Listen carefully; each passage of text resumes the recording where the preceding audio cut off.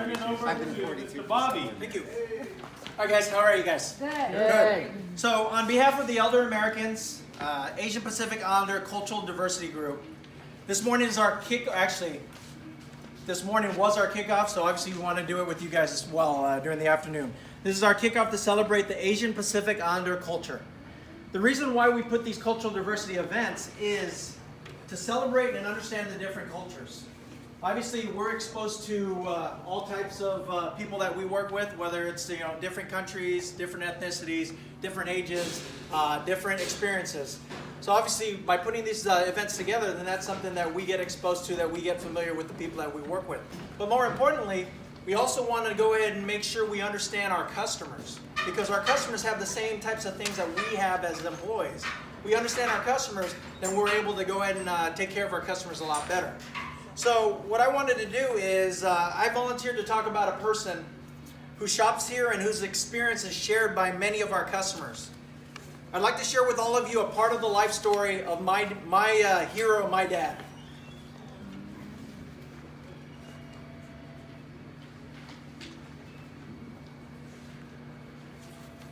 So from struggle, my dad was born on October 13th, 1937 in Amadeo, Cavite, Philippines. My dad's parents, my grandparents, did not know how to read or write. And despite this, they raised 7 children, comprised of 5 boys and 2 girls. My dad was number 4. My grandfather was a farmer, so he struggled to go ahead and raise his family of 9. To help his father, my dad had to work at a very young age. In order to pay for high school, my dad sold pandesal. He sold fruits and vegetables throughout the streets of his town. And I recently made a trip to the Philippines back in December to January. And for those that have visited the Philippines or those that have lived in the Philippines, street vending is a daily thing. I remember at my mother-in-law's home when we were there visiting, I remember hearing early in the morning, it was like 5 o'clock in the morning, people calling balut, pandesal. I mean, just young people selling. That's what my dad did. And he did that in order to raise money for his education. Through earning his high school degree, he met the minimum requirement to join the U.S. Navy. So to U.S. Navy steward, my dad decided to enlist in the U.S. Navy to improve his life and get out of poverty. My dad enlisted in the Navy on December 31st, 1957, at the age of 20, at Sangley Point Naval Base in Cavite City, Philippines. When my dad joined the Navy, the only job available for men in the Philippines was the job of steward. My dad attended steward school after boot camp. He learned how to set up silverware on the table, how to make beds, how to clean officers' quarters while they were on board ship, and how to serve food.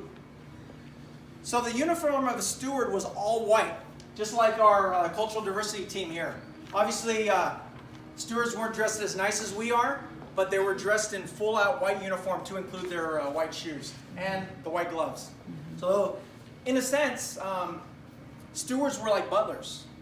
And my dad relayed a story to me while he was a steward. He explained to me that, like I said, when Filipino men from the Philippines actually joined the Navy, that was the only job that they had, was a Navy steward.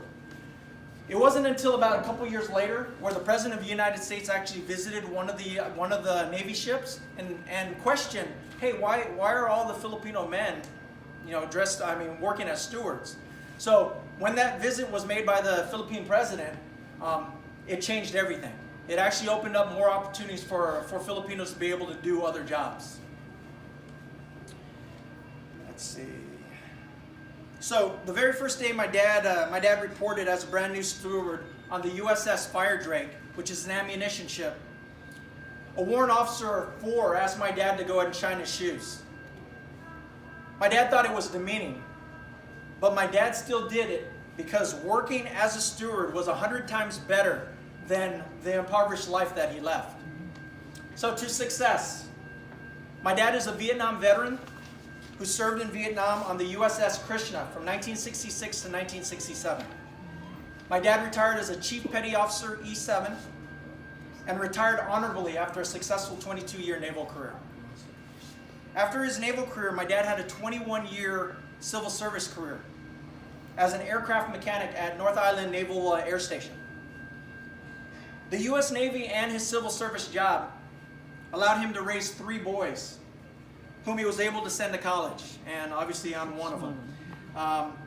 His sons are raising their own families.